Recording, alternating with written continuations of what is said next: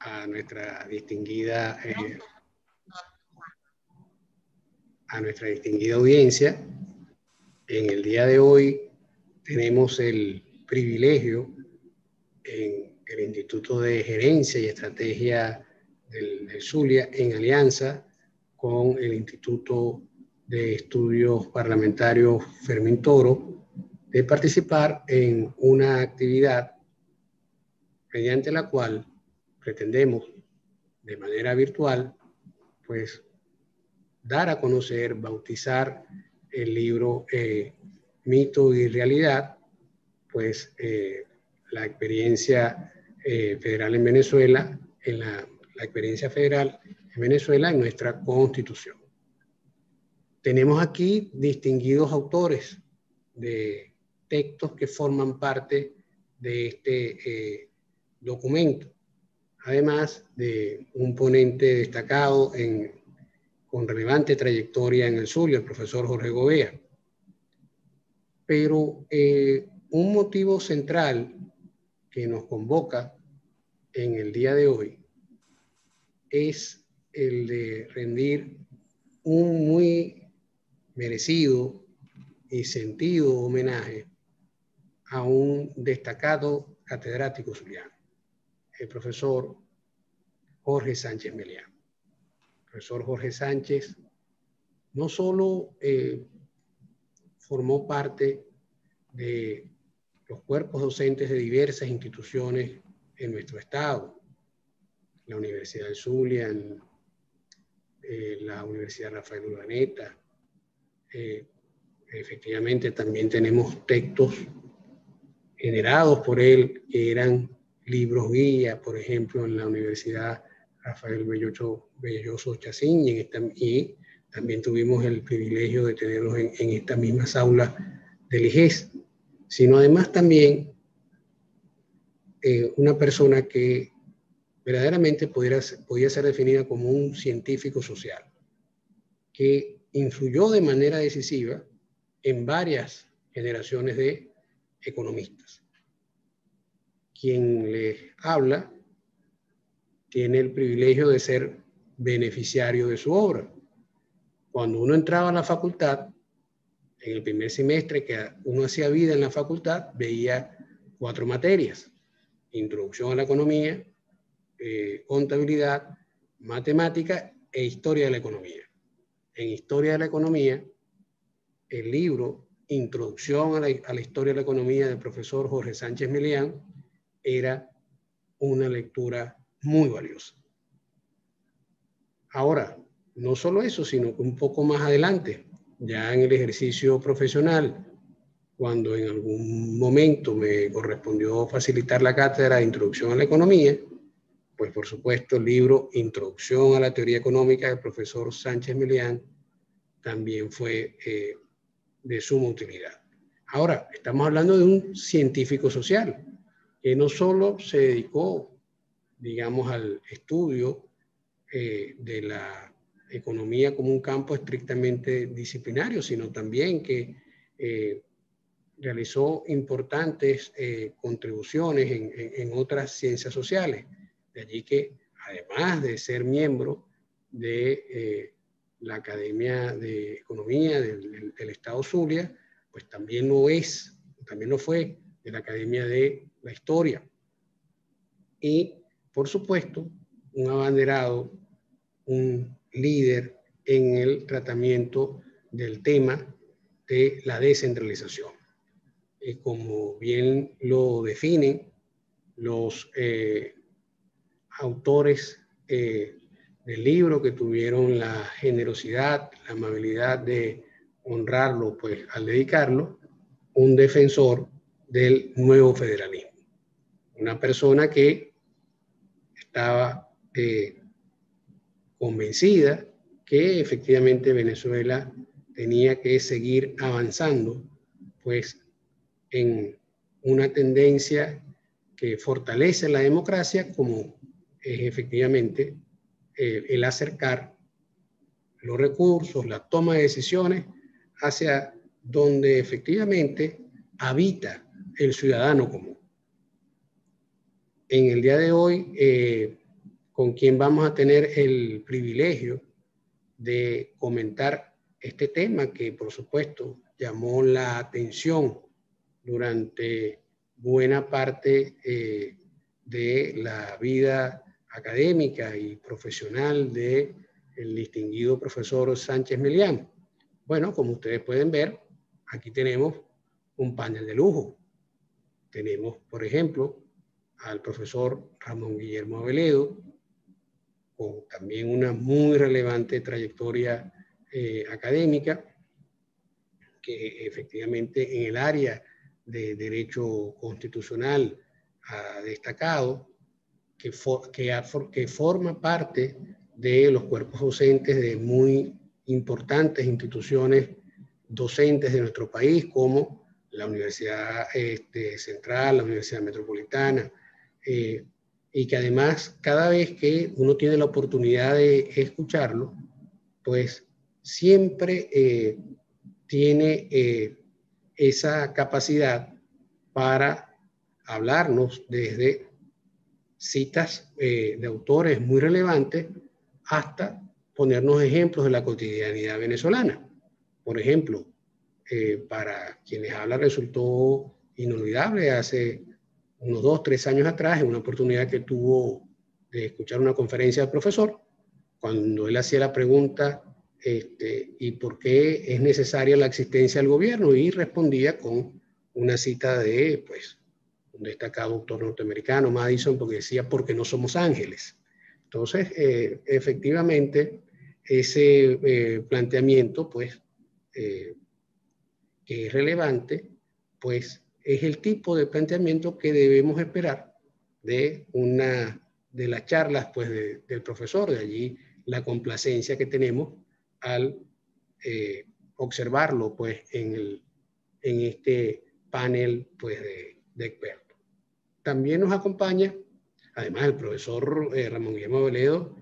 No solo es que efectivamente es un catedrático de relevancia, sino también ha tenido una trayectoria como hombre público importante. Por ejemplo, todos recordamos su ejercicio en la Cámara de Diputados, y es un hombre que es un ciudadano que está tan imbuido en varios campos de nuestra cotidianidad, que a quienes nos gusta un poco el deporte, también recordamos su paso como presidente, pues, de la Liga Venezolana de Béisbol Profesional. La verdad que esa es la naturaleza de uno de nuestros destacados ponentes. También nos va a acompañar el profesor Jorge Alexander Gobea Cabrera. Bueno, el profesor Gobea es licenciado en filosofía, licenciado en ciencias políticas y abogado. Hombre muy estudioso. En la actualidad está dictando cátedra tanto en la Escuela de Ciencia Política como en la Escuela de Derecho de nuestra muy ilustre Universidad de Zulia.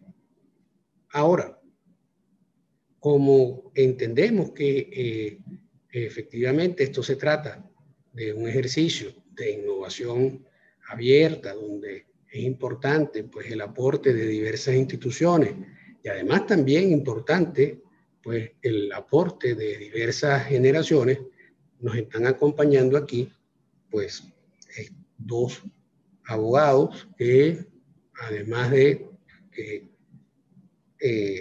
teniendo, pues, mucha juventud, ya cuentan con una trayectoria académica tan interesante que les permite formar parte de publicaciones conjuntas con autores de la talla, pues, del profesor Aveledo. Y me refiero, pues, al distinguido, a nuestro distinguido ponente, a nuestra distinguida ponente, pues, las damas primero siempre, Mariana Campos Villalba, ya nuestro distinguido panelista, pues, Jorge Kiriakidis. Básicamente aquí estamos hablando, pues, de dos jóvenes profesionales que efectivamente tienen mucho que decir en materia, en la materia de descentralización. Por ejemplo, nuestra distinguida panelista Mariana Campos Villalba, en el libro realiza una comparación muy interesante entre Venezuela y México y tomando en cuenta, digamos, el contexto reciente pues, de la aparición de la pandemia. Y en el caso de nuestro distinguido panelista Jorge Kyriakidis, vemos cómo él realiza una reflexión también muy densa sobre lo que ha sido pues, la experiencia en materia de descentralización a partir pues, del año 1999. Entonces, ¿cuál va a ser la dinámica con la cual pues, vamos a manejar esta sesión? Bueno, fundamentalmente vamos a tener dos ponencias de 15 minutos que las denominamos detonantes iniciales, porque precisamente sus expositores sabemos pues de su capacidad para generar reflexiones, pues el profesor Ramón Guillermo Veledo y el profesor Gobea, y posteriormente pues vamos a abrir el intercambio de preguntas y respuestas, la ronda de preguntas y respuestas, y para ello pues vamos a contar con este panel pues de académicos calificados que nos deleitarán con su discernimiento. De manera pues que para mí no me resta más nada que decir que es un privilegio tener la posibilidad de moderar este evento y bueno, dejamos en el uso de la palabra a nuestro distinguido profesor Ramón Guillermo Veledo. Muy buenos días y muchas gracias, profesor Machado. Es la primera vez que nosotros en el instituto hacemos un foro conjunto. Esta vez nuestro aliado es el IGES de Maracaibo y la ocasión, como lo ha dicho el profesor Machado, es para presentar un libro que publicamos, el Instituto Fermín Toro, en colaboración con Avediciones UCAP, el sello editorial de la Universidad Católica Andrés Bello. Esta transmisión la hacemos con el apoyo tecnológico de Universitas Fundación. Así que gracias a todos los que han hecho posible este esfuerzo y a quienes se conectan. Mito, promesa y realidad, el federalismo en la Constitución y la experiencia venezolana es el resultado de un trabajo en equipo de los profesores Jorge Kyriakidis y Andrés Carraquero Stolk, y la abogada Mariana Campos Villalba, directora de la ONG Innovación Democrática, y quien habla. A los autores que están aquí, muchas gracias y un reconocimiento muy especial. Ellos responderán las preguntas de ustedes. Nos sentimos muy honrados además porque el IGES haya escogido como ponente para este foro a un profesional tan distinguido como el profesor Jorge Gobea Cabrera. Este libro está dedicado, ya se ha dicho, a Jorge Sánchez Meleán.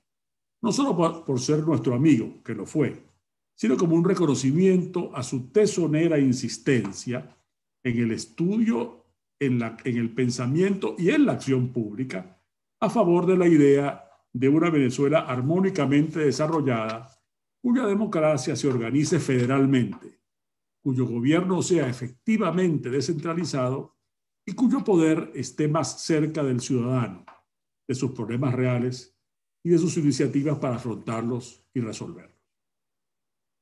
Economista de luz, Jorge Sánchez fue profesor en la Universidad del Zulia, en la Rafael Urdaneta, donde además fue vicerrector administrativo, vicerrector académico y rector encargado, en la URBE, en la Rafael Belloso Chacín, en el IESA de Maracaibo y en el IGES, en el Instituto de Gerencia y Estrategia del Zulia. Además fue un político intachable, muy bien formado y formador.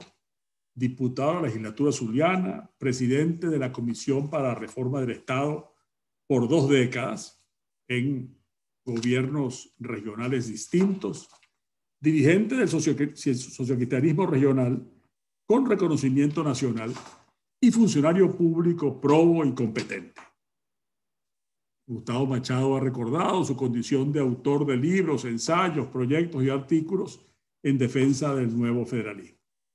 Y yo quiero recurrir al recuerdo de su padre, el gran Luis Guillermo Sánchez García, no con su sedata lacustre, que podría ser, o con su clásico vals Lluvia, sino con su merengue Soy Venezolano, porque eso era su hijo Jorge, un venezolano del Zulia, un zuliano de toda Venezuela. Esta dedicatoria es un acto de reconocimiento y de gratitud. Sus ideas viven con nosotros y nos comprometen. Unas palabras sobre el contenido del libro que está disponible gratuitamente a quien quiera leerlo en nuestro portal www.fermintoro.org y en el del IGES. El sentido de este libro es dar una modesta contribución al fortalecimiento de la conciencia venezolana en que el Estado federal descentralizado es fundamental para la realización del Estado democrático y social de derecho y de justicia que los venezolanos queremos construir como está diseñado en la Constitución. Allí está el trazado y el rayado de la carretera hacia nuestra libertad y hacia nuestra prosperidad. En mi trabajo destaco que aunque la mayor parte de nuestra historia republicana, desde 1811, hemos sido formalmente un Estado federal, casi nunca esos preceptos han sido aplicados en la práctica. Solo las constituciones entre 1819 y 1858 no lo establecieron así. Y ese dato tiene valor, una fuerza cultural arraigada. Por algo nadie se ha atrevido a eliminarlo desde 1864 hasta hoy. Ha sido, podemos decir, una idea tenaz, aunque no realizada. Así que la idea federal, la idea del Estado descentralizado, debe formar parte no solo de la cultura y, por supuesto, de las normas jurídicas, sino también del imaginario venezolano, al punto que en un país donde son tan pocas las cosas que se han mantenido en el tiempo, esta se ha mantenido y nadie se ha atrevido a tocarla. Y mire que hemos tenido constituyentes ocurrentes a lo largo de estos 200 años de historia. Explico que el federalismo descentralizado en la Carta de 1999 y en nuestra historia constitucional. Luego, tras revisar los dos ejemplos característicos de federalismo dual y cooperativo, el caso de los Estados Unidos y el alemán, me permito también hacer un ejercicio de federalismo comparado y su estado presente aquí y en el mundo, porque yo creo que es importante ver cómo en la práctica el federalismo se desarrolla. Hay las prácticas, tanto en Estados Unidos como en Alemania, las sentencias de la Corte Suprema Norteamericana y del Tribunal Constitucional Alemán para dar forma, Constitucional Federal Alemán, para dar forma a esto, pero también lo que ha ocurrido en federalismos que existen, federalismos realmente existentes, para usar esa expresión, e inclusive en el caso de un Estado que es Estado unitario, pero que se va federalizando crecientemente, que es el Estado español, que después de la Constitución de 1978 y de la transición a la democracia, ha ido desarrollando su legislación en un Estado de comunidades autónomas que, aunque nominalmente es un Estado unitario, en la práctica se va convirtiendo cada vez más en un Estado federal. Por su parte, mis compañeros en este trabajo común son Jorge Kiriakides, que ofrece una mirada crítica a nuestro federalismo cooperativo según la actual Constitución y a su efectiva funcionalidad, y expone jugosas conclusiones que son materia prima para reflexión en los campos jurídicos y en los de las políticas públicas. Y uno y otro deben, por supuesto, influir también en los de la práctica política. Y me llama la atención cómo en la situación que tenemos, el debate político es tan ajeno a esta cuestión que es tan crucial de la organización de nuestro Estado. Andrés Carrasquero Stork nos ofrece una visión del Consejo Federal de Gobierno, instituido en el artículo 185 de la Constitución Nacional, concebido para la planificación y coordinación de políticas y acciones para el desarrollo del progreso de descentralización y transferencia de competencias, que en las casi 2 décadas de su vigencia se ha navegado, lo ha hecho casi siempre en rumbo inverso al propósito. Y finalmente, Mariana Campos Villalba incursiona en una zona muy actual, la pandemia del COVID-19 y la respuesta con declaratoria de estados de emergencia en estados federales, acudiendo al ejercicio comparado entre México y nuestro país, es decir, dos países, dos estados federales, latinoamericanos, con niveles de desarrollo comparables, no abismalmente distintos, y cómo en la práctica ocurrió, o está ocurriendo, mejor dicho, el abordamiento de la crisis que genera la pandemia por parte del Estado nacional, Estado federal y también de los Estados federados.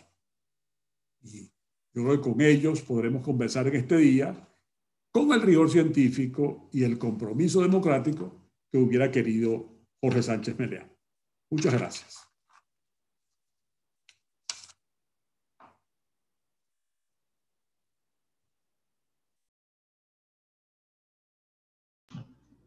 Bueno, estimado profesor Gobea, su turno.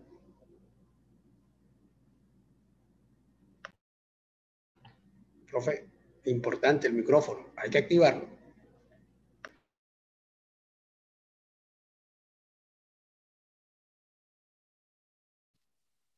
Listo. ¿Se está escuchando? ¿Se escucha? Ahora sí. Aquí tenemos el apoyo técnico del amigo Antonio.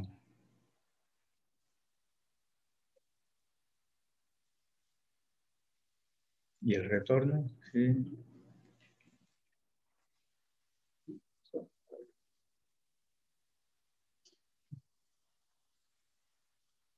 Listo, profe. Listo. ¿Se escucha? ¿Sí? Bueno, decíamos que buenos días a todos. Agradecido pues por la invitación del Instituto de Estudios Parlamentarios Fermín Toro y al propio IGES, al Instituto de Gerencia y Estrategia del Zulia.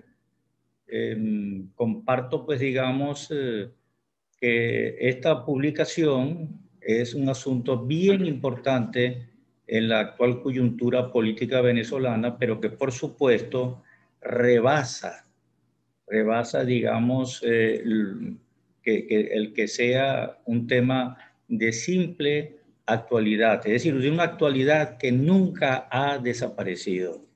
Más que un tema, pues digamos, de tipo coyuntural, es un tema que está sembrado en la conciencia, en las disquisiciones entre los historiadores, los abogados constitucionalistas de toda orientación y, por supuesto, pues la ciudadanía. Por eso nosotros podemos calificar pues que esta publicación es un acierto porque es el momento, después de vigencia de la actual Constitución de 1999, ya pues de un poco más de 20 años, de ir haciendo un necesario balance de cuál ha sido el curso de el desarrollo práctico, funcional, operativo de sus normas en la vida política e institucional y ciudadana de los venezolanos, de la sociedad venezolana en general. Entonces allí nosotros, pues digamos, tenemos que felicitar al Instituto de Estudios Parlamentarios. Es decir, este es un tema pues que está allí, en el centro siempre de nuestras preocupaciones. Por eso decimos que el tema del federalismo, de la descentralización, es siempre la agenda inacabada, porque nosotros no hemos logrado como sociedad hacer del federalismo realmente una práctica sana, una práctica que nos lleve, pues digamos, a una sociedad mucho más próspera, desarrollada políticamente, económicamente e institucionalmente. Es decir, tenemos, pues digamos, un sentimiento. El propio título del libro también es un gran acierto, mito, promesa y realidad. hay un mito, pues digamos, en nuestra historia desde siempre. Por ejemplo, desde la Junta Patriótica, ya allí estaba esa discusión, desde cuando se redactó la primera Constitución de 1811, ya Miranda, pues digamos, fijaba posición sobre el asunto. Bolívar, por cierto, el profesor Ramón Guillermo Aveledo lo dice muy bien, pues en cuanto pues al nombre que se adoptó de la República en términos de República Bolivariana de Venezuela, porque Bolívar fue un hombre que siempre defendió al Estado unitario, nunca estuvo de acuerdo con la federación, con el federalismo y la descentralización del poder. Y este tema de la descentralización del poder, por supuesto, es, bueno, la gran discusión en toda la historia de las ideas políticas, el tema de la concentración y el tema de la desconcentración del poder. Y eso tiene que ver, obviamente, pues con el tema federal, del federalismo como forma de Estado, cómo debe ser pues, las relaciones entre las distintas unidades, esferas y entidades político-territoriales pues, en determinado país. Por eso, digamos, voy a hacer unos breves comentarios, me alcanzará probablemente para una o dos ponencias, el tema que trae pues, el profesor Aveledo, tan acertadamente en su trabajo, que trae a colación, pues digamos, un evento histórico allá en febrero de 1937, es decir, a la muerte de Juan Vicente Gómez, el tema del programa de febrero con el gobierno de Eleazar López Contreras. O sea, Caracas entró en serias protestas, fue reprimido ese pueblo, esa ciudadanía, pero bueno, el programa de febrero quiso enmendar, pues digamos, toda esa trayectoria autoritaria del gomecismo y comenzó, pues digamos, a hablarse el propio documento, pues digamos, del programa de febrero no refiere el tema del saneamiento del federalismo, el saneamiento del Estado federativo venezolano. Es decir, creo pues que a partir de esa idea que está ya anclada en 1937 hasta hoy, nosotros debemos hacer un nuevo saneamiento de ese Estado federativo venezolano. Como decía mi viejo profesor Humberto Laroche de Derecho Constitucional, pues quien dejó un precioso texto sobre la materia, el tema siempre ha sido la bendita coma. ¿A qué coma se refería? Venezuela es un Estado federal, siempre la coma, en los términos consagrados en esta Constitución, y allí es donde comienzan, pues digamos, todos los problemas, decía él, de lo que tiene que ver con la forma de Estado en Venezuela, ya vimos, desde la discusión en la Junta Patriótica, cuando Venezuela comenzó por llamarse Confederación. Todo eso estaba atravesado allí, la experiencia norteamericana, la experiencia europea, etcétera, etcétera. Así pues que el profesor Aveledo en su trabajo acoge la idea de Sánchez Melián, a quien tenemos que rendirle, como se le ha rendido efectivamente un tributo esta mañana, porque fue un hombre que toda su vida, su larga trayectoria académica, investigativa, en gran parte estuvo dedicada pues, al tema de la descentralización. Hay un libro que para mí es capital en sus obras, que es Democracia y Descentralización, un libro de 1998. Creo que la fecha nos debe decir mucho a todos los venezolanos. Ya él hablaba y decía que efectivamente teníamos que avanzar en el tema del federalismo, porque la Constitución de 1961 tuvo efectivamente muy pocos avances en ese sentido, y luego, bueno, los acontecimientos de 1989, que en Caracazo de por medio y demás, pues el gran malestar, el gran desalineamiento de la población con el sistema político de entonces, hizo que esa élite gobernante, esa élite parlamentaria, esa dirigencia pudiera entender que había que profundizar la democracia, a pesar de que se tenían muchos estudios, que la COPRE, la Comisión Presidencial para la Reforma del Estado, por cierto, el distinguido profesor Sánchez Melián era el presidente acá, pues, en la región zuliana, quien trabajaba todos esos temas. Y entonces, bueno, tenemos ese asunto pues, de cómo nosotros darle verdadero contenido al federalismo y ya pues digamos todo lo que se planteaba con el proyecto político chavista. El profesor dice, tomando la idea pues como decíamos de Sánchez Melián, que con no tanto la nueva constitución, sino las nuevas prácticas políticas, claro, basándose en una constitución llena, pues digamos, de todo, que es buena para todos, ¿no? Porque tiene tantas palabras, tantos artículos, tanta verbosidad, tantas cosas de distintas maneras que resulta ser como una colcha de retazos y entonces si usted lee una parte, bueno, le sirve para tal cosa o interpretarla de esta manera y lee otra y entonces puede suponer tener unas bases para hacer algo completamente casi que contrario. Entonces, ahora de lo que se trata, pues el tema de un nuevo tipo de Estado. Y ese Estado, decía Sánchez Melián, tomado por el profesor Aveledo, el Estado comunal de inspiración socialista marxista. Es decir, estamos ahora enfrentados, pues digamos, prácticamente a la disolución no solo de ese Estado que estaba establecido en el artículo 4, que por cierto con la reforma que se propuso, que era un cambio constitucional completo en el 2007, se planteaba la existencia de un Estado socialista. Pero bueno, la idea, el mito, el sueño, la agenda inacabada de la Federación Venezolana ha siempre estado allí, bueno, desde 1800, desde mitad pues, del siglo XIX, a tal punto como mucha gente sabe y conoce, bueno, la inmensa mayoría pues, de los venezolanos, que hasta una guerra cruenta, la más cruenta que hemos tenido después de la guerra de independencia, dio lugar, pues digamos, por la idea del federalismo, aunque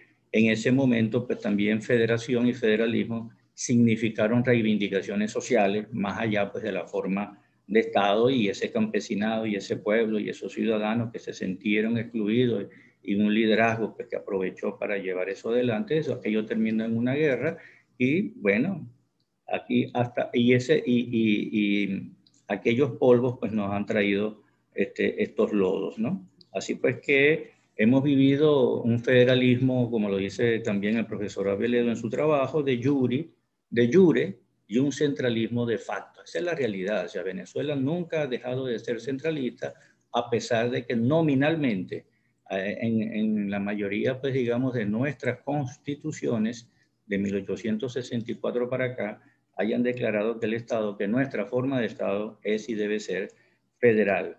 Así pues que siempre hemos tenido la teoría federal o federalista, pero en la práctica, pues digamos, centralismo y un centralismo muchas veces nada democrático. Por cierto, expresión tomada del leninismo, eso del centralismo democrático. De manera que a partir de 1999 en adelante hasta hoy hemos tenido una regresión marcada del federalismo, o sea, el Estado federal descentralizado. En mi juicio, yo pues digamos, llevando las palabras del profesor Aveledo mucho más allá, el Estado federal descentralizado murió antes de nacer. Es decir, del 99 para acá, en vez de haber, digamos, los factores de poder político, la dirigencia política, en vez de desarrollar la idea de desmontar esa complejidad que está en la propia Constitución, como ya pues lo dice el trabajo también del profesor Kiriakis y otros, que se refiere pues digamos al tema del Consejo Federal de Gobierno y cómo ha sido todo eso, realmente pues digamos ha sido un problema. Sé que hay una madeja de problemas para entender la compleja red de competencia entre los distintos niveles de gobierno, derivadas, pues, digamos, de la discriminación política, de la polarización, etcétera, etcétera. Es decir, con el poder popular y el Estado comunal, que es lo que está impulsando de una manera muy determinada, muy fuerte, prácticamente es la agenda política del gobierno. El Estado comunal, con el poder popular y el Estado comunal, se altera la forma de Estado y se comete fraude a la Constitución. Esa es, pues, digamos, la conclusión que compartimos, a la que llega el profesor Ramón Guillermo Aveledo. Por su parte, pues digamos, la mirada crítica del federalismo cooperativo de la Constitución venezolana de Jorge Kirikiadis, él se hace tres preguntas que podemos decir son los tres objetivos, aunque él no los llama así, pues las preguntas ya reflejan tres objetivos de su trabajo. Primero, el diseño constitucional del Estado venezolano en el texto constitucional de 1999 corresponde a un federalismo cooperativo, porque en la exposición de motivos, que por cierto muchísimos saben que fue publicada posteriormente a la aprobación de la Constitución, no en el 99, sino en el marzo del 2000, es decir, nadie votó por esa exposición de motivos. Allí se dice que el federalismo descentralizado es federalismo cooperativo. Entonces él nos dice eso, se corresponde ese diseño con el federalismo cooperativo. Es un diseño operativo auténticamente funcional. Y por supuesto tenemos el tema de su fundamento, las características y qué se entiende por federalismo cooperativo. ¿Qué vamos a entender? De acuerdo a la Constitución, a las prácticas que se han tenido desde el 99 para acá y todo lo que ha ocurrido pues, en el devenir de estos un poco más de 20 años con relación pues, al tema de la forma de Estado. Bueno, las características que definen, ese es el tema que trabaja pues, muy acertadamente también este autor, Kirikiadis, que define un Estado como federal. Su fundamento es una constitución escrita, las esferas menores que integran la federación son autónomas y poseen un ordenamiento propio y una organización propia. Las competencias del poder público se encuentran repartidas en las distintas esferas de poder o entidades nacionales, subnacionales. Cada esfera tiene competencias propias, hay espacios de colaboración. Eso es más o menos, pues, digamos, lo que dice la teoría. Todas las esferas del poder que integran la federación deberían tener capacidad tributaria, pero que en la realidad, en el caso venezolano de este federalismo cooperativo que dice el gobierno o los ideólogos de la Constitución del 99, deberíamos tener, practicar y llevar adelante, bueno, los estados allí como comunidades políticos territoriales subnacionales perdieron, pues digamos, toda posibilidad casi tributaria de recursos, etcétera, etcétera, ¿no? Entonces es poco lo que nosotros podemos decir que se ha llevado adelante un federalismo cooperativo. Es decir, más bien es una negación de los estados, hemos retrocedido a antes de 1989 y todo lo que significó el FIDES y todas aquellas transferencias de competencias y de recursos. Así que es desarrollar estructuras e instancias de cooperación lo que caracteriza el modelo federal como cooperativo, pero que en la realidad realmente, ya insistimos, no es así. Nos hablan las características anteriores de un Estado federal, más no revelan su carácter cooperativo propiamente tal, sino atisbos, mecanismos, instancias, pero que en la realidad, en la práctica, en la vivencia, ha sido, pues digamos, más bien una quimera, es decir, lo que ha habido es centralismo, centralismo y más centralismo, recentralización, han dicho algunos, también podemos utilizar y comparto ese término, en vez de haber avanzado en los términos pues, de las exigencias de la nueva constitucionalidad de esta constitución aún vigente, aunque ya sabemos el intento de la Asamblea Nacional Constituyente, de esta última, que al final ni siquiera un solo artículo tocaron, se refirieron, no hubo ningún debate constitucional, etcétera, entonces, etcétera. Y el gran problema sigue siendo, yo creo, que es una promesa que no termina, pues digamos, de afinarse en el caso venezolano, pero que por supuesto está allí. Es como diría, o como publicó, pues como escribió un gran poeta de acá de Maracaibo, del Zulia, Arnold Rivera, que tiene un libro que se llama La persistencia del desvelo. Yo veo así a la federación, al federalismo venezolano, la persistencia del desvelo, es decir, se aprueba una nueva constitución, se hace de tal, se habla de federación, de federalismo, de descentralización, de todas esas cosas, pero ahí está. Eso no ha dejado de ser una aspiración para la población, para la ciudadanía, para las regiones, porque Bueno, el tema es la altísima y cada vez creciente concentración del poder que generó, pues, digamos, el acceso de la opción política chavista al poder en Venezuela. No sé cómo estamos de tiempo, habrían otros comentarios, habrían otras cosas, no sé si pudiéramos, pero la idea... usted ha redondeado un comentario inicial muy acertado, con mucha coherencia, en un tiempo razonable, profesor. Bueno, a la orden, pues, para cualquier otra intervención, preguntas, no sé. Ustedes me dirán. Tenemos ya preguntas acumuladas en el chat, pero en primera instancia corresponde saludar la presencia de una gran dama en la audiencia, que es, pues, nuestra distinguida Nerva Bracho de Sánchez, ¿no? Entonces, efectivamente... la esposa. Exactamente, para nosotros es un privilegio, pues, contar, pues, con su participación en este evento. También, efectivamente, se ha incorporado ya, pues, a nuestro panel otro distinguido autor del libro, pues, Andrés Carrasquero Stolk. Y también en la audiencia, y agradecido, pues, porque a través de él se hizo el enlace para contactar a esta distinguida familia.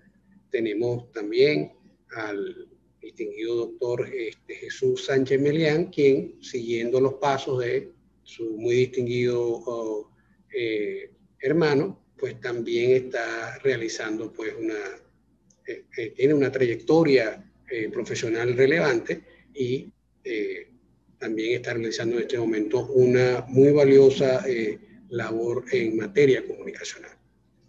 Entonces, ahora sí, realizando estos comentarios, pues, pertinentes, vamos con las preguntas. La primera pregunta corresponde a Fabián Ferreira, para todos los panelistas. ¿Cómo se vería un federalismo competitivo en Venezuela? ¿Es viable? Entendiendo uno por competitivo inclusive, pues, que las regiones, que las entidades, los estados, pues, efectivamente con niveles de autonomía importantes, traten de atraer talentos e inversiones, ¿no?, hacia sus localidades.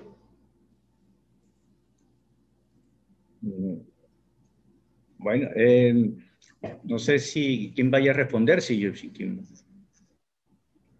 Por eso, para todos los panelistas, pudiéramos comenzar siguiendo, digamos, normas digamos, de protocolo. Bueno, como tenemos una dama en el panel, si la dama quiere comenzar, pues con todo gusto, ¿no? Y después los panelistas efectivamente irán aportando sus comentarios. Con todo gusto.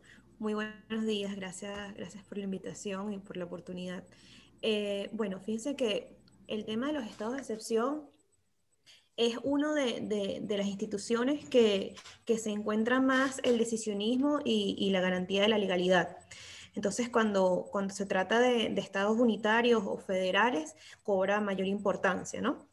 Sin embargo, en el trabajo vemos cómo a pesar de ser un Estado federal, en la práctica se comporta como un Estado unitario, ¿no?, central, fuertemente marcado por el presidencialismo en la región. Es indudable que en la región estamos influenciados por un presidencialismo que cada vez se hace más fuerte.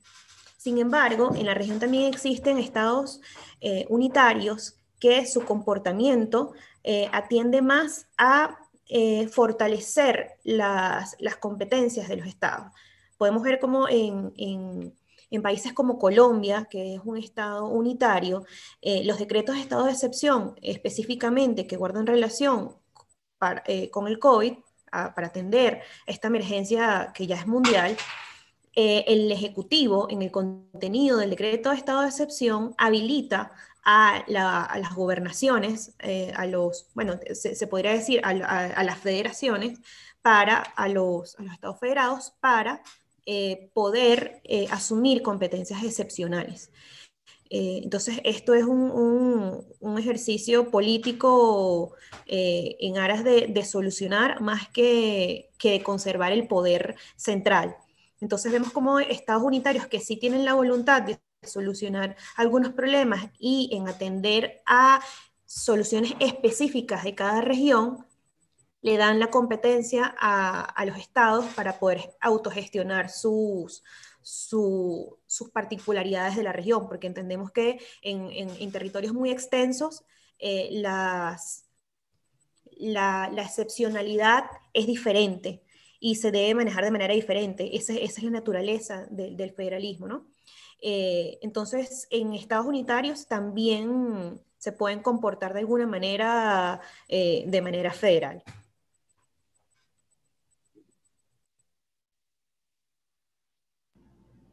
Si algún otro panelista desea añadir algún comentario. No, quería responder sobre el federalismo competitivo. Yo creo pues que la persona está aludiendo, quien interviene, pues, al tema sobre todo económico, de las regiones económicas.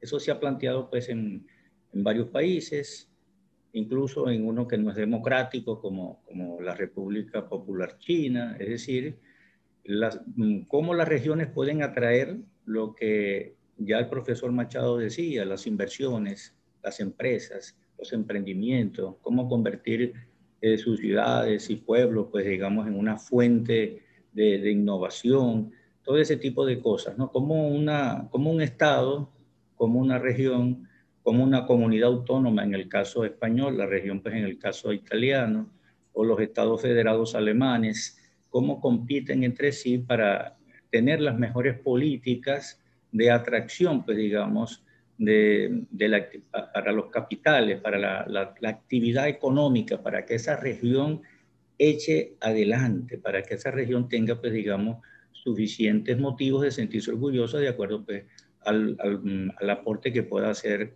como región, como estado, comunidad autónoma o como se le quiera llamar, al PIB, pues, o sea, incluso en países que tienen un sistema estadístico mucho mejor que el nuestro, desde el punto de vista pues, de lo que debe ser un banco central, se calculan los PIB, pues, cuál es el aporte de cada una de esas unidades estadales al PIB nacional. Por supuesto, eso implicaría pues, que los estados efectivamente, en el caso nuestro y de todas partes, tengan una autonomía en materia económica. Pero recordemos que, por un lado, te dice el artículo 4 de la Constitución que es un Estado federal descentralizado, pero cuando vas a las competencias de los distintos niveles de gobierno en forma vertical, no conseguimos que la política económica y todo lo que de ella se deriva, la política fiscal, comercial, etcétera, monetaria, todo depende del poder nacional. Es decir, no, para el caso nuestro tendríamos que entonces ir a lo que decía el profesor Sánchez Melián de un nuevo federalismo, es decir, que las regiones tuviesen de verdad la posibilidad de escoger qué quieren ser desde el punto de vista económico. O sea, ¿por qué desde el poder central se dice que debe hacer o no económicamente una región, cuando esa región de pronto tiene otras potencialidades, tiene fuerzas económicas y ciudadanas que pueden traer un progreso y un desarrollo que a lo mejor desde el poder central no se ha pensado? Bueno, aquí tenemos otra consulta que realiza el distinguido participante Javier Sebastiani, que plantea lo siguiente: con la etapa de caudillos en Venezuela se vivió una especie de federalismo autoritario y hoy en día algunos gobernadores gestionan los estados como propios. ¿Qué fórmula para transparencia y contrapesos podemos implementar para las autoridades regionales y locales? Y como creemos en la alternancia, y además ya vemos que nuestro distinguido ponente Jorge Kiriakidis ha levantado el micrófono, le damos el uso de la palabra. Gracias, Gustavo. Varias cosas. Voy a aprovechar la intervención para hacer algo como el famoso chiste de los fenicios que contaba tanto mi abuelo, y después se los cuento, para quienes no lo conozcan. Para hablar sobre esta pregunta, retomar un poco esta pregunta sobre cómo se vería un federalismo competitivo en Venezuela. Sobre los detalles de lo que es el federalismo competitivo, yo le pediría al profesor Aveledo que diera una breve explicación que complemente lo que dijo el profesor Gobea. Pero la verdad es que, y aquí voy a lo del chiste de los fenicios, yo quisiera reformular esa pregunta, porque la pregunta en realidad sería ¿cómo se vería un federalismo en Venezuela? ¿Okay? Porque es que, como dijo el profesor Aveledo, como dijo el profesor Gobea, es que el federalismo en Venezuela es y sigue siendo una asignatura pendiente. Es una bandera que se ha levantado y en la que se insiste, que tiene mucha fuerza, y sobre todo entre nosotros las personas que no hemos nacido en la capital, sino que hemos nacido en los distintos lugares de la República. Pues es una asignatura pendiente. Y es una asignatura pendiente y es una asignatura no solamente pendiente, sino importante. El federalismo, digamos, se imbrica a la idea misma de separación de poderes, que es una aproximación sobre, digamos, que es una aproximación para resolver un viejo problema, el viejo problema del el ciudadano, el individuo frente al poder. ¿Ok? Y esa es una preocupación muy válida porque está además en el centro de lo que es la lucha de las personas, digamos, de la sociedad a lo largo del tiempo, que es la lucha por la libertad.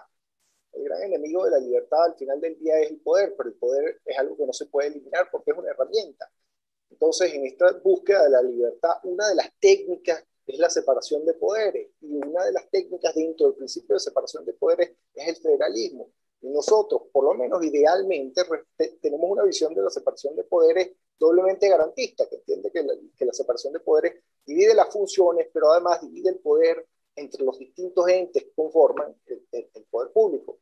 Y esas dos son asignaturas pendientes, las dos, pero el federalismo, que es lo que es nuestro tema de conversación, pues es una materia pendiente. Tendríamos que tratar de entender cómo se vería en Venezuela un federalismo, cómo sería un federalismo en Venezuela. Y, digamos, las técnicas para echarlo adelante ya las hemos empezado a vivir, ya las empezamos a vivir. Elegir a los gobernadores, elegir a los alcaldes, hacer efectiva la responsabilidad política de gobernadores y alcaldes frente a sus constituyentes, a sus electores. Comenzar por respetar las competencias que se les asignan a los distintos entes políticos territoriales, desde el poder central, respetar digamos, permitirles que ejerzan su autonomía financiera, reconocerles y permitirles que perciban recursos, que sean autónomos en la forma en cómo gastan esos recursos. Todas esas cosas, digamos, han estado más o menos siempre presentes entre nosotros, pero las hemos dejado perder, las hemos ido perdiendo. Lo que hay que irlas rescatando. Yo diría que lo primero que tendríamos que hacer es tratar de hacer que la Constitución se cumpla. El problema es que nuestro diseño constitucional de federalismo cooperativo tiene, digamos, grave falencia, porque requiere que en el poder central, digamos, estén personas que verdaderamente crean en el federalismo para que ese federalismo así diseñado funcione. Como eso no suele ser el caso, tal vez habría que arreglar un poquito el texto para construir un sistema federal que pueda funcionar con gente más o menos normal, más o menos como todos nosotros, no con santos. Si uno legisla para santos, pues tiene un problema. Si uno legisla para seres humanos y para personas como nosotros, venezolanos de todas partes, pues probablemente el diseño aguantará y servirá y será una herramienta útil. Entonces, tenemos un problema con el diseño que está en la Constitución del 99, pero sobre todo tenemos un problema digamos, las banderas versus las realidades. Y es que en Venezuela apenas empezamos a tratar de tener un verdadero federalismo, y esa iniciativa se truncó. Pero tenemos una pequeña experiencia y tenemos muchos pensadores detrás de esa pequeña experiencia pueden seguir dando aportes, te pueden enseñar cosas que hacer. Y si el profesor Aveledo quiere hablarnos un poquito de... O Andrés. Pues Andrés desarrolló el Consejo Federal, puede contribuirnos aquí. Bueno, buenísimo. Oye, muchísimas gracias, ¿vale? Por permitirme estar aquí con ustedes hoy, con el profesor Gobea, el profesor Aveledo, con Mariana Campos, Jorge Quillaquide, Gustavo y todos los demás. Nada, complementando lo que decían, lo que decía Jorge, los que me predecieron, aquí hay un problema, ¿no? De falta de cultura federal, hablar de federalismo competitivo, cuando realmente en la práctica no hay ni federalismo, es complejo. El Consejo Federal de Gobierno, sobre lo cual tuve la oportunidad de escribir en el libro, es un claro ejemplo porque en el caso del Consejo Federal, Jorge, la figura en su momento en el 99, nadie la criticó. ¿Sabes? Nadie. Todo el mundo estaba de acuerdo en que la figura tenía buenas intenciones, la idea era que los tres niveles, nacional, municipal y estatal, se entendieran, pero bueno, ¿qué pasó en la práctica, no? En la práctica, realmente el Consejo Federal de Gobierno, que se visionó más de 20 años atrás, nunca se ha puesto en práctica, nunca, ¿no? Si bien hay una ley orgánica del Consejo Federal de Gobierno, ¿no? que fue promulgada un poco más de 10 años, ¿no? Después de entrada en vigencia la Constitución, cuando uno lee la ley orgánica del Consejo Federal de Gobierno, te consigues que realmente eso que llaman así, realmente no lo es, ¿no? Es un mal uso del lenguaje, porque cuando uno lee cómo fue prevista esta figura en nuestra Constitución, su objetivo era profundizar el proceso de descentralización que comenzó en el año 89 mediante la continuación de la transferencia de poderes a los estados y a los municipios.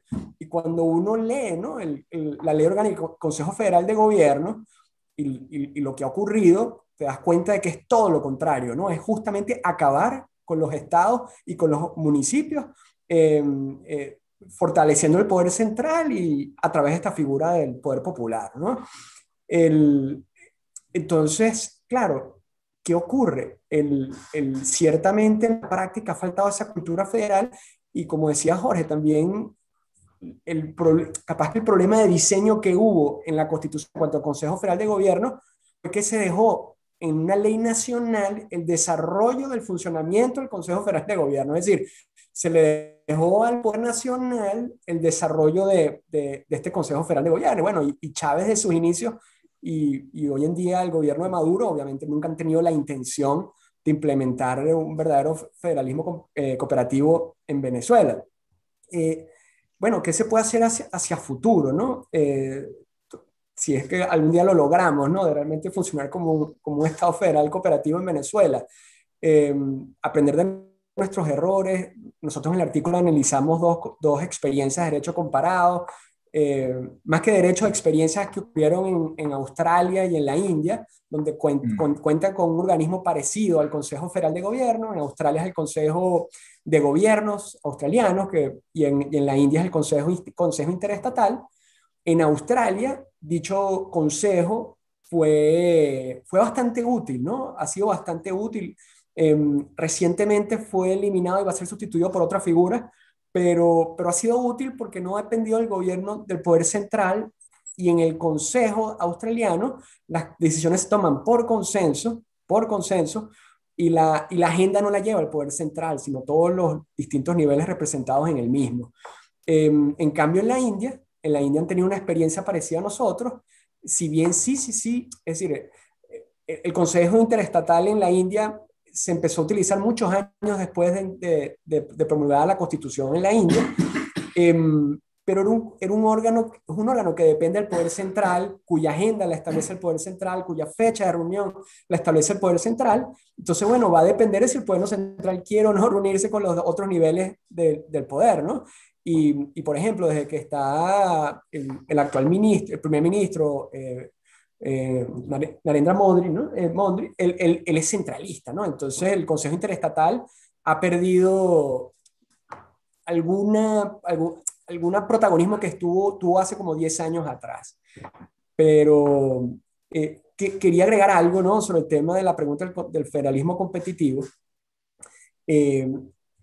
Actualmente se está discutiendo, por ejemplo, una ley orgánica de zonas económicas especiales, que justamente busca tratar de desarrollar distintas regiones del país, ¿no? Desde el punto de vista económico, como estaba comentando el profesor Gobea, pero eso no tiene nada que ver con federalismo competitivo, creo yo, ¿no? Porque además todo depende del poder central. El poder central es el que va a decidir en qué lugares del país se van a poder desarrollar zonas económicas especiales. El poder central es el que va a poder es el que va a decidir qué beneficios se le van a otorgar a las empresas.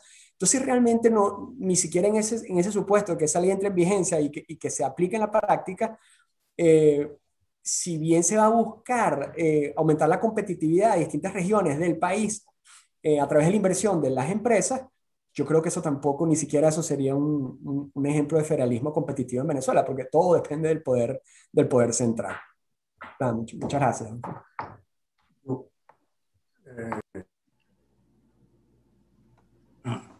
Si me permite el moderador, yo quiero complementar algunas cosas, porque yo creo que si tomamos el hilo por la punta que dejó Mariana Campos, eso nos va a permitir ver, fíjate tú, que depende en buena medida de cómo el liderazgo tiene claro la visión del porvenir.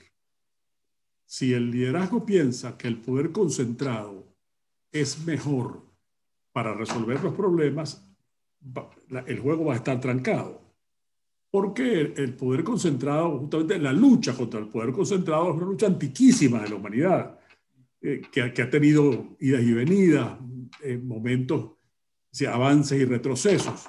Pero siempre al final, si uno ve el sentido de la evolución histórica, va a encontrar que el avance de la civilización, del Estado de Derecho, de la civilización política y jurídica, es el avance hacia el poder desconcentrado, o sea, el poder distribuido, o sea, el poder ni absoluto ni concentrado. Entonces, fíjate tú, el Estado unitario, ella cita el caso de Colombia, hay la voluntad de atender los problemas de modo que sea más eficaz solucionarlos, y entonces hay más transferencias a los departamentos. Colombia es un Estado unitario.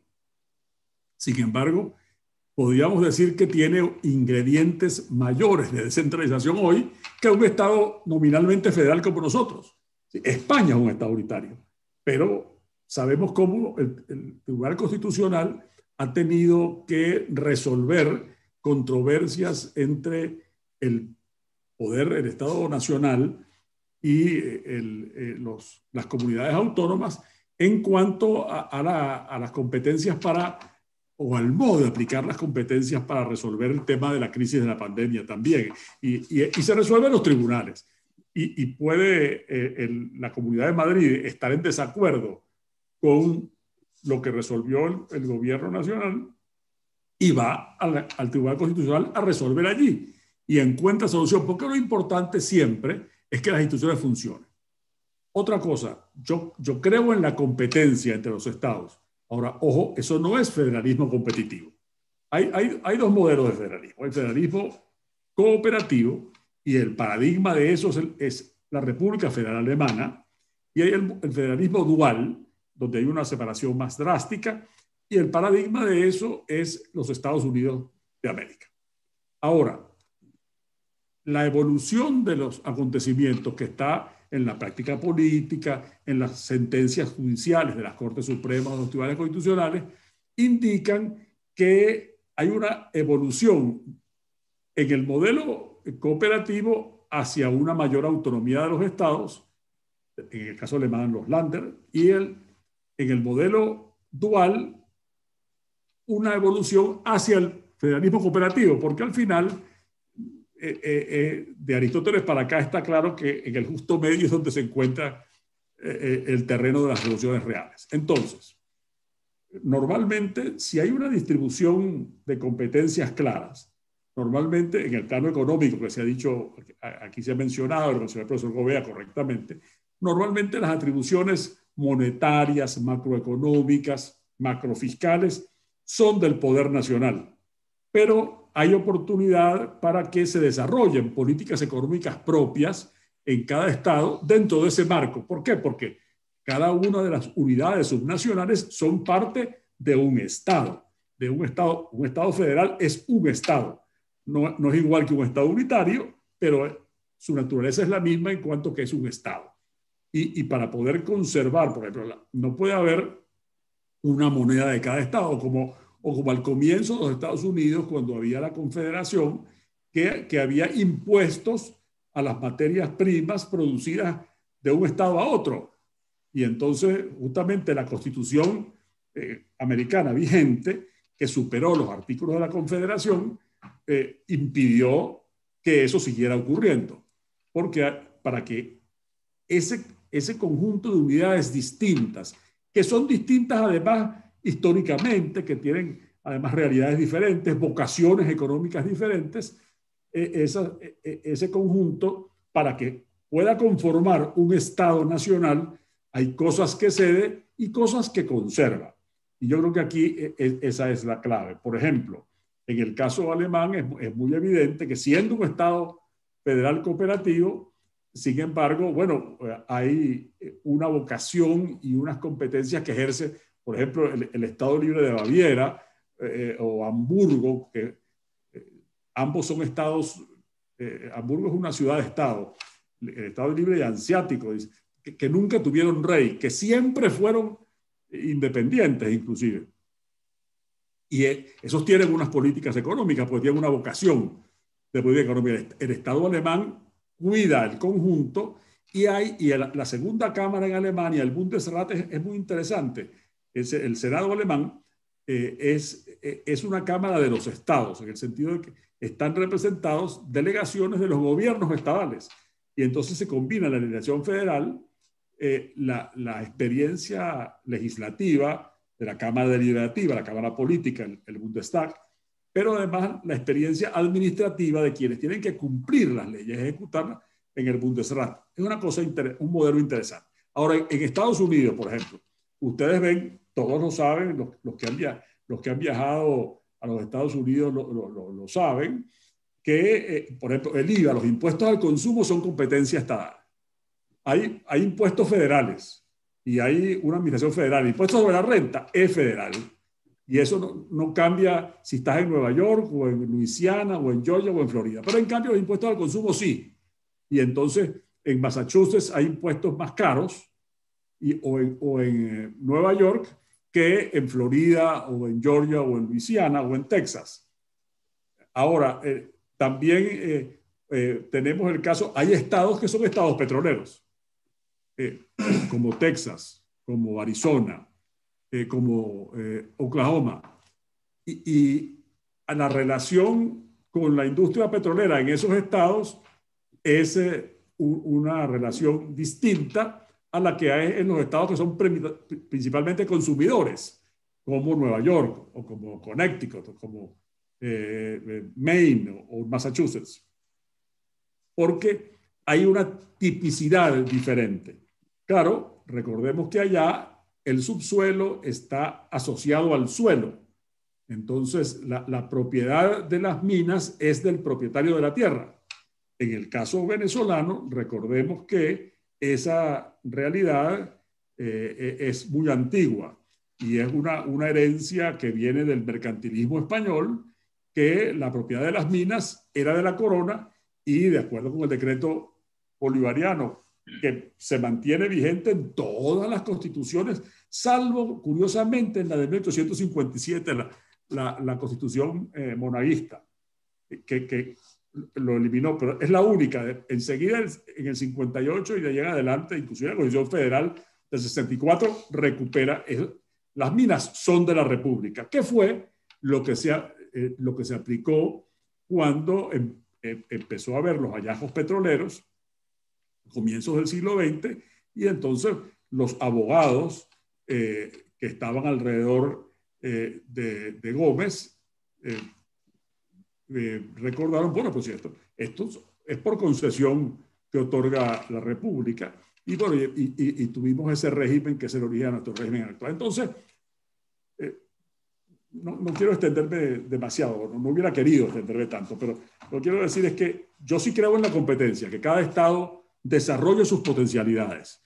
Y alguien puso por allí jocosamente el ejemplo deportivo, que por cierto lo ha habido en la descentralización de finales de la llamada Cuarta República, la descentralización, el proceso hecho en aquel momento, digamos, del año 89 en adelante, en realidad fueron aprobadas en el 88, fueron aprobadas antes de las elecciones y por cierto, antes de los sucesos de febrero del año 89.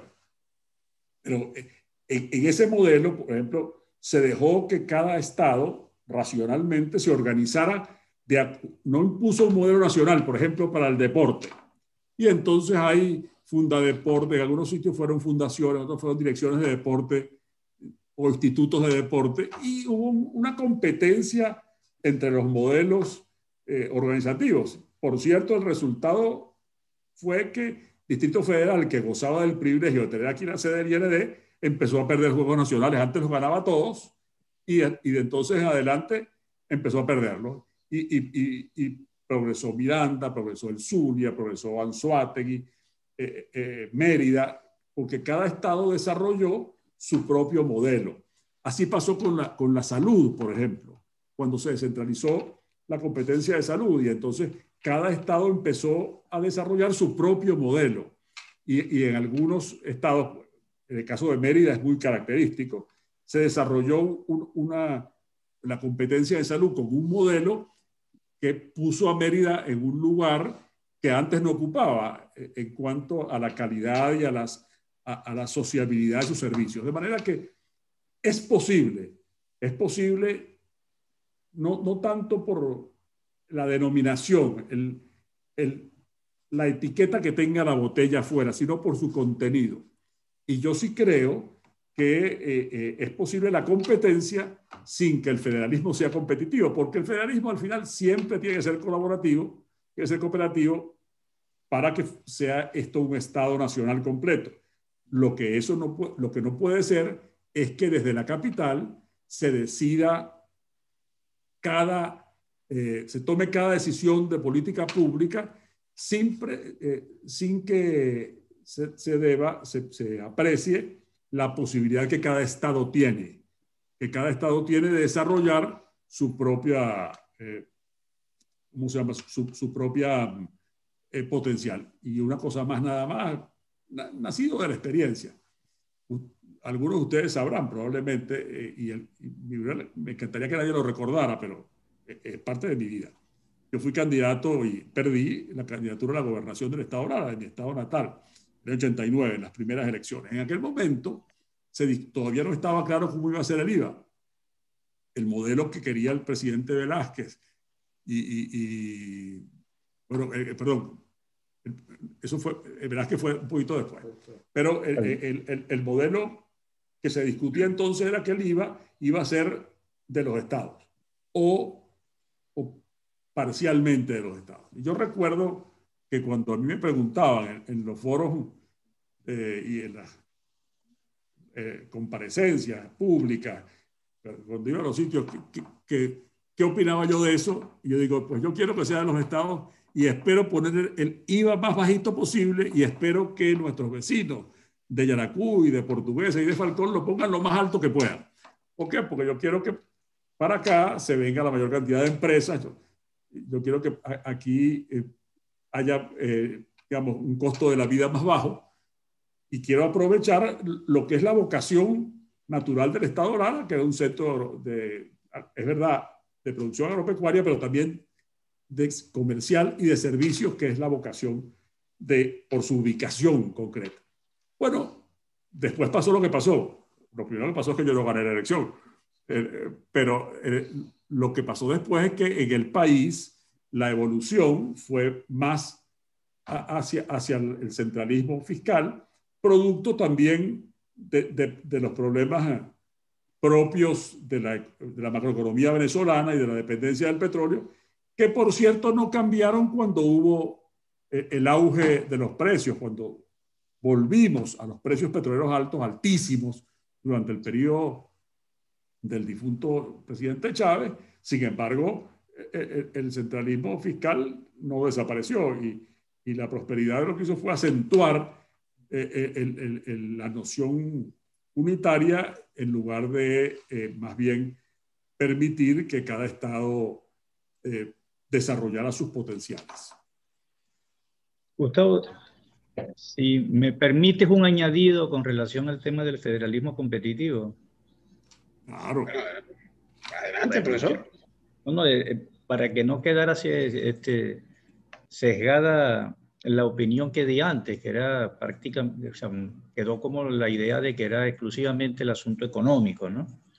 En esto quizás pues para el participante a lo mejor lo estaba viendo desde el punto de vista del impulso, desarrollo, pertinencia, calidad, eficacia y eficiencia de las políticas sociales. Yo creo que allí es donde probablemente la población recuerde más qué pasaba cuando desde el Poder Central se permitía, de algún modo, vamos a llamarlo así, que cada gobernador tuviese sus propios programas sociales. Le colocaban nombres, pues digamos, acordes a la región y la gente decía, bueno, voy a Maracaibo porque Maracaibo, el alcalde, el gobernador, la tiene muy bonita.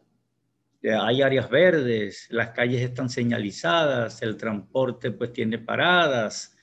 Sí, estamos hablando pues de políticas públicas que de algún modo las gobernaciones tenían esa autonomía de poder escoger pues en diversidad de materia, pero sobre todo la de carácter social. Por eso los modelos incluso tenían distintas filosofías de gestión, pero todas buscaban pues digamos llegar de la mejor manera, con la mayor calidad y la mayor cobertura a la población, o sea, para ser atendidos en materias de salud, de educación.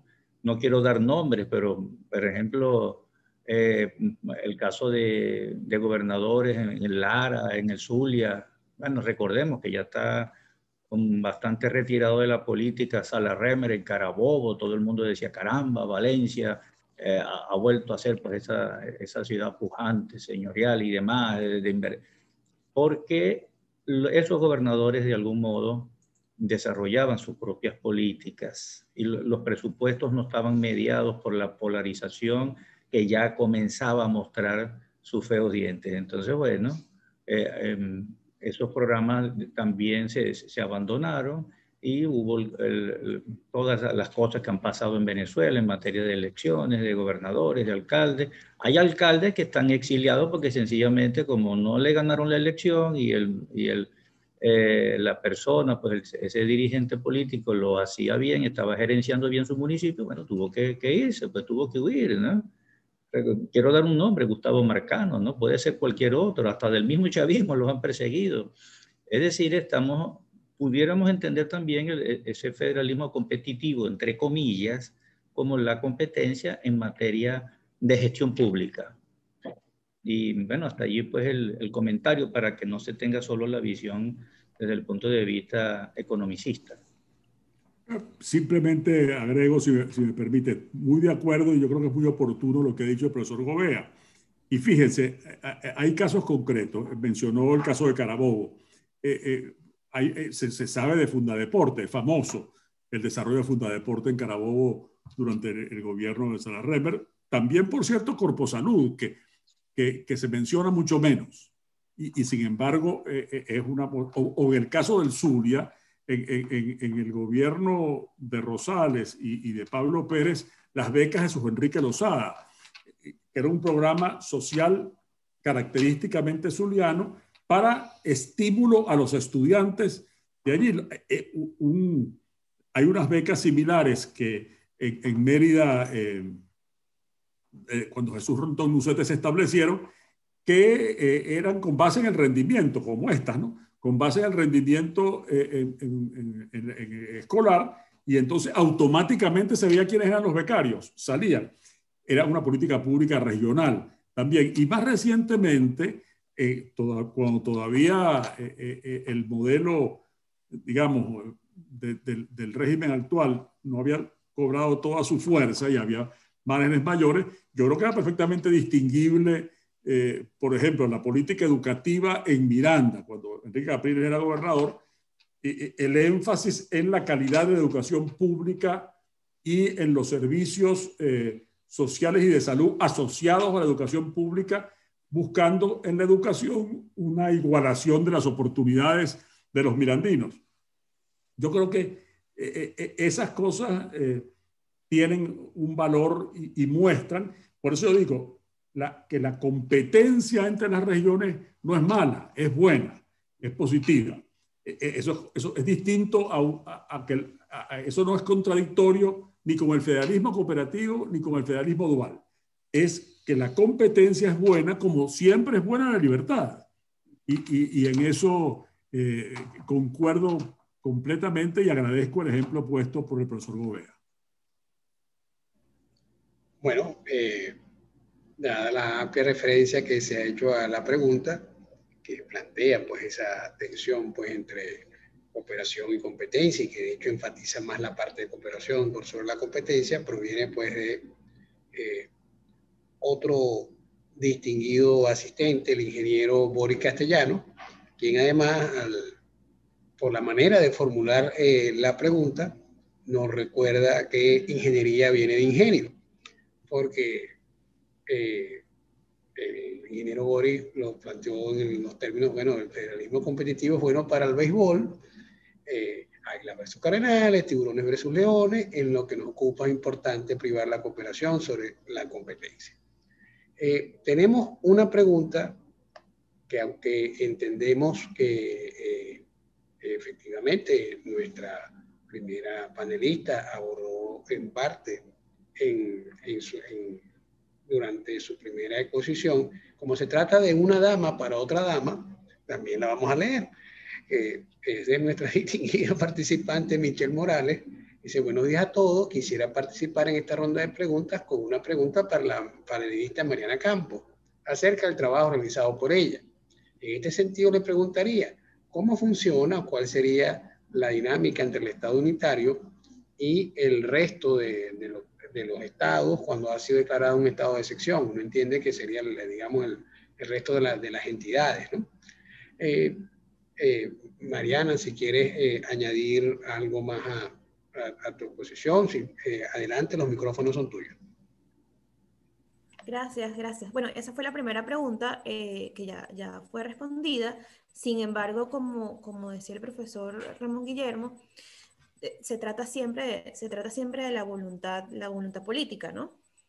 Como decía él, no es lo mismo la etiqueta que el contenido. Nosotros estamos acostumbrados a etiquetar y a hacer modelos bonitos que después no son acatados después por los gobernantes, ¿no?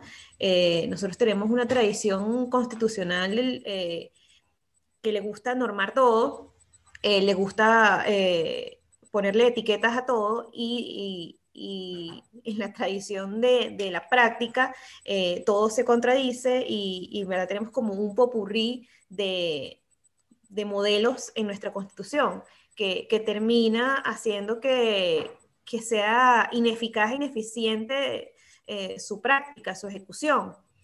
Entonces, siempre vamos a depender de la voluntad del gobernante mientras las constituciones sean, mientras las constituciones sean tan popurrí, por decirlo de esa manera, vamos a depender de ese decisionismo de los gobernantes en vez de depender del Estado de Derecho, ¿no? Entonces, a pesar de nosotros ser un Estado federal de contenido, somos un Estado central, somos un Estado unitario, y el comportamiento de otros países, a pesar de ser un Estado unitario, le dan bastante importancia a las regiones, a los departamentos, a las regiones, y yo creo que esos son modelos exitosos que nosotros debemos de adoptar. Muchas gracias.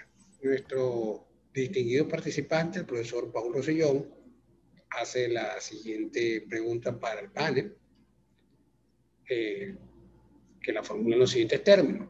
¿Hay algún atributo cultural, y entre comillas lo de atributo cultural, que pueda ser señalado como una de las causas de que nunca se haya operacionalizado un comportamiento colectivo descentralizado? ¿Qué relación podría establecerse con nuestra idiosincrasia? ¿Qué debería hacerse para efectivamente cambiar nuestra cultura política? Esta es una pregunta que además, un conjunto de preguntas que además formulamos confiando en el poder de síntesis de nuestros panelistas, porque da para otra conferencia, evidentemente.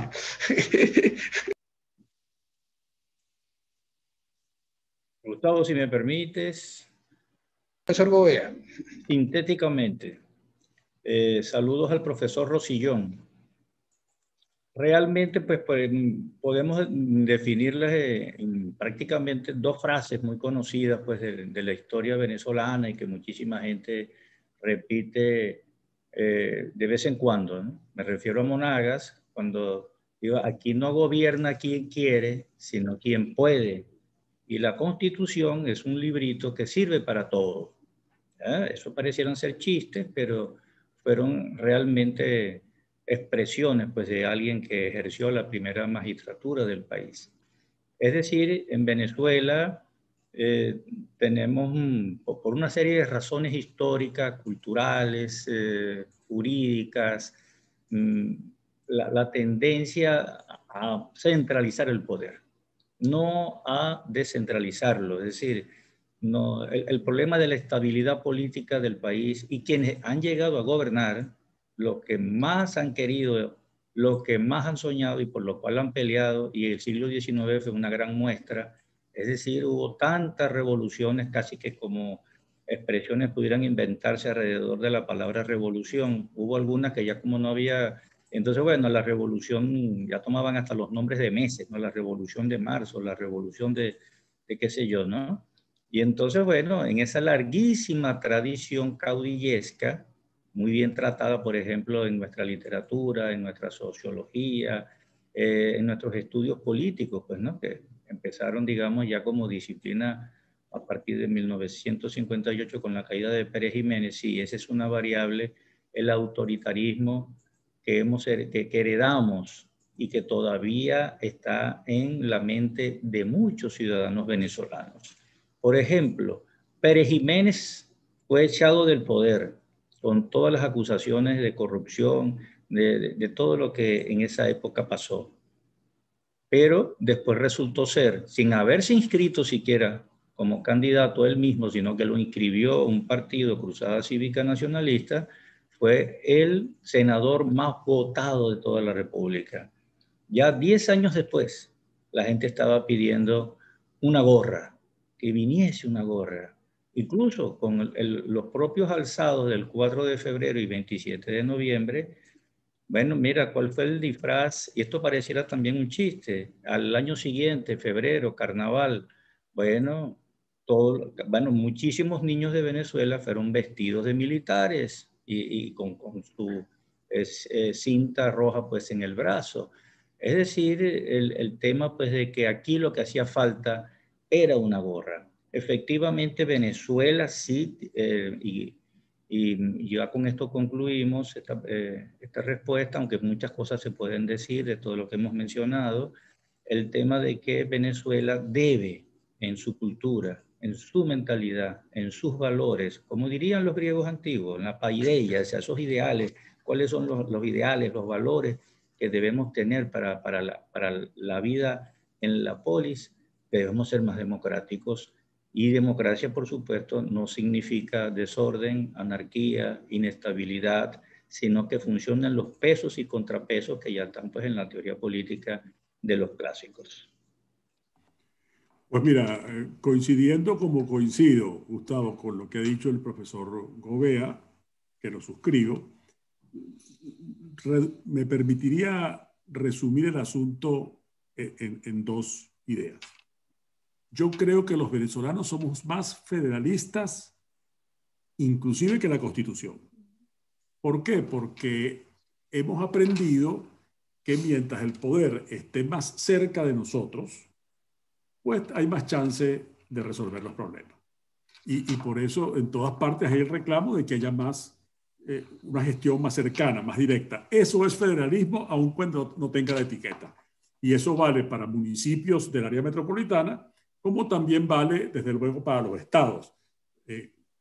Porque no siempre se comprende el grado de la incomodidad, el resentimiento que en los habitantes de las regiones, a mí no me gusta decir el interior porque Caracas no es el exterior, de los habitantes de las regiones, tenemos frente al centralismo, a la concentración de poder, porque no es práctica.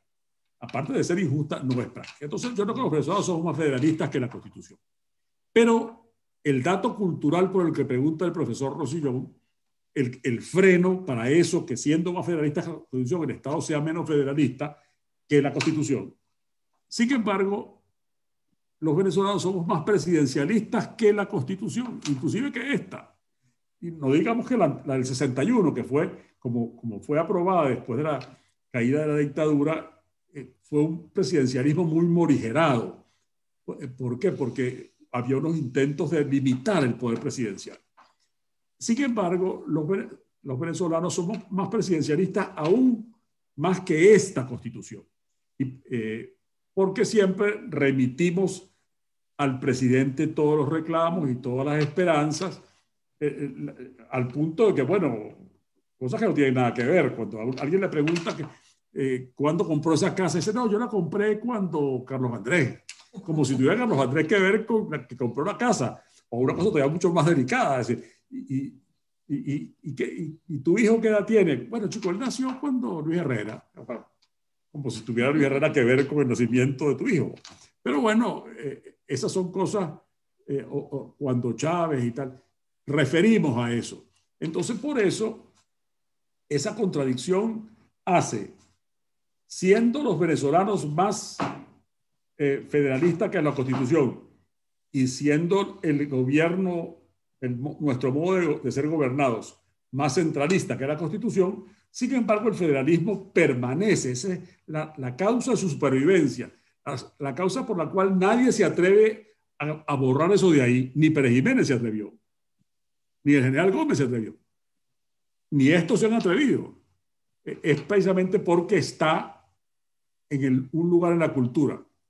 Y la razón por la cual el gobierno funciona como funciona, y él también, y lo aceptamos, tiene que ver con que el presidencialismo es mucho mayor en nuestra cultura personal y política, en nuestra tradición, que aún en las constituciones. Ese dato no creo que debemos dejarlo pasar. Es más un comentario, más que de abogado, es de politólogo quizás, o de aficionado a la historia, pero yo creo que por ahí es la cosa. En el conjunto de mensajes, pues, además, pues, como es su naturaleza, un muy gentil mensaje de, pues, nuestra muy distinguida dama de los Abrachos de Sánchez, también tenemos un mensaje de Jorge Luis Sánchez, que nos plantea su agradecimiento. Los agradecidos somos nosotros, ustedes son una familia, pues, de buenos ciudadanos, de buenas personas. Y como pregunta de cierre, tenemos una pregunta de un politólogo, precisamente, de Jesús Sánchez Melián. Entonces, nos plantea lo siguiente: ante todo, queremos agradecer las palabras que ustedes han tenido en relación a nuestro hermano Jorge. Me gustaría preguntarle, ¿cuál ha sido el daño mayor e irreversible que está teniendo el haber impuesto por la vía irregular el Estado comunal en Venezuela? Bueno, distinguidos panelistas, también además la alternancia está, se estimula, ¿verdad? Pero adelante. Bueno, si quieres un breve comentario, si me permiten.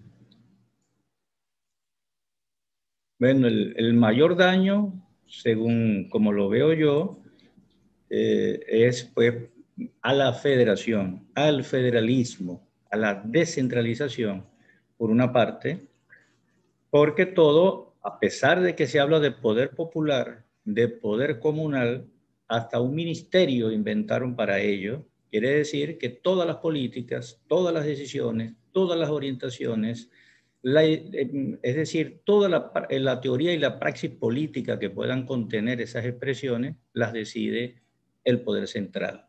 Es decir, prácticamente eso desaparece al federalismo, en tanto el federalismo, vamos a llamarlo clásico o dual, como lo mencionó el profesor Aveledo, es decir, hay una distribución vertical del poder, el poder nacional o central, el poder estatal o regional y el poder local o municipal. Eso es un atentado directo a la existencia de esa distribución del poder en distintas unidades políticos territoriales. Y la otra, pues, a la participación. Es un atentado al pluralismo político, en el sentido de que, bueno, para estar en una de esas instancias hay que ser militante de la causa chavista, y eso ha venido ocurriendo, pues, por mucho que el pluralismo político sea un valor que está referido expresamente en la Constitución. Entonces, allí tenemos, pues, digamos, un gravísimo daño. Y el otro gravísimo daño, el de la participación, porque se nos habla, el discurso se llenó de la etiqueta de democracia participativa, pero en realidad pudiéramos decir y esto pues una tremendura de carácter lingüístico, era una democracia movilizativa o un sistema político movilizativo, porque la participación y sobre todo la participación política tiene que ser autónoma, decidida por el ciudadano, por cada quien, y además de manera voluntaria. Entonces, bueno, en esas instancias de esa nueva arquitectura del Estado venezolano, a contravía totalmente de lo que está establecido en la propia Constitución del 99 y de muchas leyes de la República aún vigentes, es precisamente acabar pues, con el tema de la participación. O sea, ya eso nos introduce también en un tema de carácter ya de filosofía política, en los términos de que sería la construcción, consolidación de un cierto tipo de modelo neototalitario. O sea, lo que no vaya alineado con ese poder comunal, con ese poder popular, bueno, todo eso va a quedar pues borrado. Ya es la lucha por la democracia y por todos estos valores que hoy pues se han expresado en las distintas exposiciones de los panelistas. Lo que nos queda es seguir luchando para que eso no termine, pues digamos, de imponerse, porque esa es la palabra, no hay otra. Eso se está imponiendo de una manera, pues digamos, avasalladora y realmente la sociedad de algún modo se encuentra inerme. Bueno, a nuestro distinguido profesor Aveledo, nuestro distinguido profesor Iriquíades, Carraquero y Mariana, mi distinguida profesora Mariana, un comentario de cierre para que, por supuesto, lo pueden vincular en la pregunta y confiando en su poder de síntesis. Adelante, profesor. Mis compañeros de equipo en el libro van a responder el fondo de esta pregunta tan importante. Yo solamente quiero aprovechar para pasar una cuña. En www.fermintoro.org está completo, con acceso gratuito, otro librito que se llama Ciudadanos y Comunidades Libres frente a la ciudad comunal. Alrededor del proyecto de ciudad comunal que ha sido presentado recientemente, hay un trabajo que está el profesor Casal, la profesora Margarita López Maya, la profesora Mirla Pérez. ¿Quién otro? ¿Quién? El alcalde de Latillo. Y el alcalde de Latillo, Elías Ayek, que hacen una aproximación a este tema del Estado comunal vis-a-vis la Constitución y la práctica. Así que les recomiendo, está allí con acceso gratuito. Y bueno, mis compañeros de equipo van a responder el fondo. Y muchas gracias.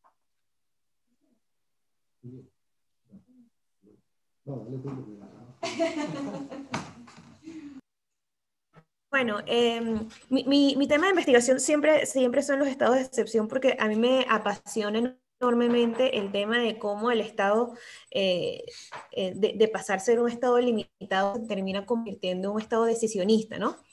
Entonces, Venezuela es el ejemplo más infeliz de esto, porque de nosotros tener una constitución donde todo está regulado, donde todo está establecido, cuáles son los poderes, poco a poco se ha instalado por medio de estados de excepción, por medio de leyes habilitantes,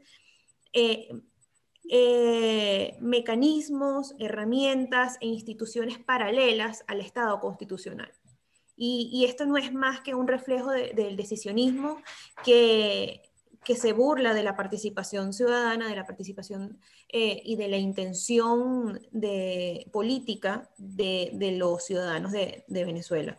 Entonces, lo que a mí respecta, una de las cosas más preocupantes de la instauración de un Estado comunal es el fraude a la intención popular de los venezolanos y el fraude a la Constitución como contrato social y como límite fundamental del poder del Estado.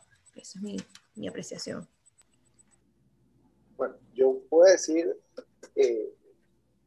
no quiero que se me malinterprete, pero como quien admira una cosa horrible por lo horrible que es.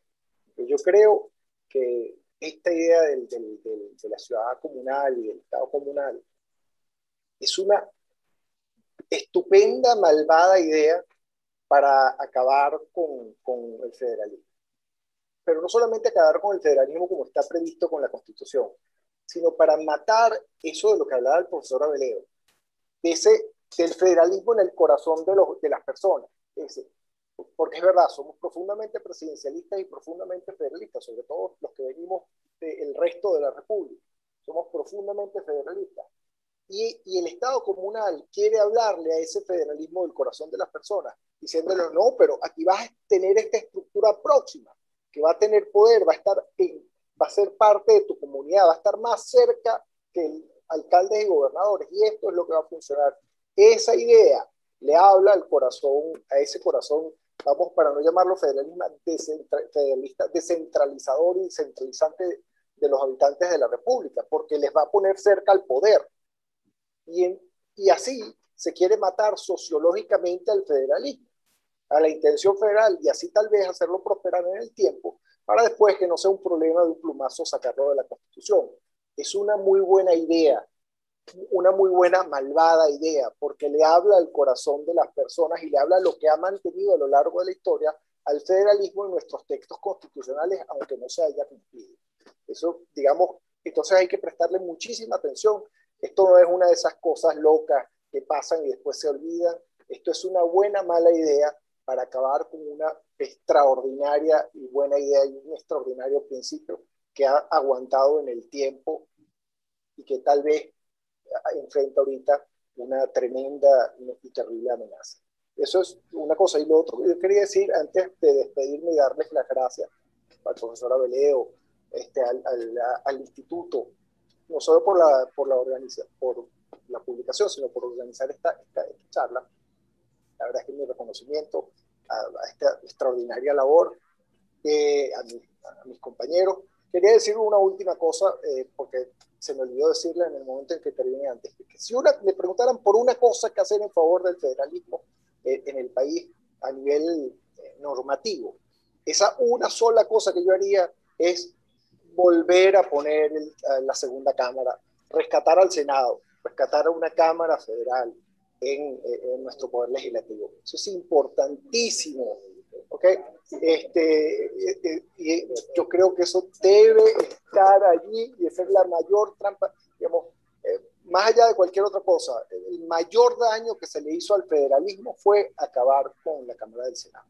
Y la mayor ayuda que podríamos hacer a nivel normativo es rescatarlo. Bueno, muchísimas gracias. Bueno, muchísimas gracias, ya que tenemos todas las señales de alerta. Es con tu venia, pero ya tenemos que ir cerrando, ¿no? la transmisión. ¿Puedo agregar algo, profesor Machado? Un minuto. Pero muy brevemente. Muy breve, sí. A modo de reflexión, ¿no? Yo creo que las circunstancias actuales que está viendo el país pueden ser propicias para ir rescatando el federalismo. ¿Por qué lo digo, no? Y esto lo quiero vincular con el comentario que hizo el profesor Aveleo sobre el presidencialismo y cómo está arraigado en la cultura de los venezolanos. A mí como elector, como ciudadano, me preocupa que, por ejemplo, en el liderazgo opositor ante las circunstancias actuales, se habla de como que la solución es un revocatorio, unas elecciones presidenciales, y como que es la fórmula mágica. Y yo creo que hay tantos problemas en el país, problemas cercanos que podrían ser resueltos ante una recuperación de la figura del municipio, del Estado, de la alcaldía, del gobernador, problemas cercanos a nosotros, tomando en cuenta que además un año donde se convocaron elecciones regionales, y donde hay un gobierno central que está muy debilitado desde el punto de vista económico, donde no puede resolver todos los problemas, porque no tiene los recursos económicos para ello. Creo que puede ser una oportunidad estas circunstancias tan duras que estamos viviendo, donde el papel del municipio y del Estado puede, pero esta reflexión yo creo que va sobre todo dirigida al liderazgo opositor, ¿no? Al liderazgo político en general. De tratar de volver a conectarse con los problemas del día a día del ciudadano, y que esos problemas deberían solucionar no el poder central, que no tiene los recursos, sino los estados y los municipios. Eso es todo, y muchas gracias. Y gracias por la invitación. Bueno, muchísimas gracias al Instituto de Estudios Parlamentarios Fermín Toro por esta oportunidad. Para el IGES ha sido un privilegio. También presentamos saludos de parte de su presidente, el profesor Néstor Márquez, que no nos pudo acompañar por estar enfrentando problemas de salud, pero que está muy pendiente de la organización de este evento. Y como conclusión, pues nuestros analistas, nuestros panelistas nos dejan varios retos. Uno, como el que planteaba pues Herbert Torres, la necesidad de un doble proceso de transferencia de poder. Uno, desde el gobierno central hacia las instancias más cercanas del gobierno. El otro, desde el Estado hacia el ciudadano.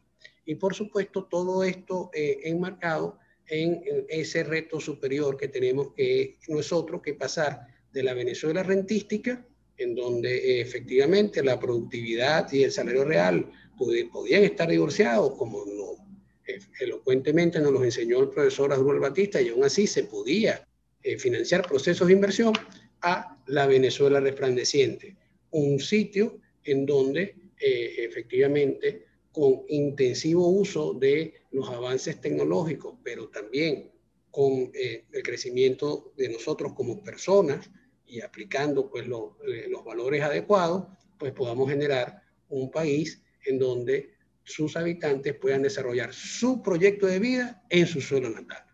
Muchísimas gracias.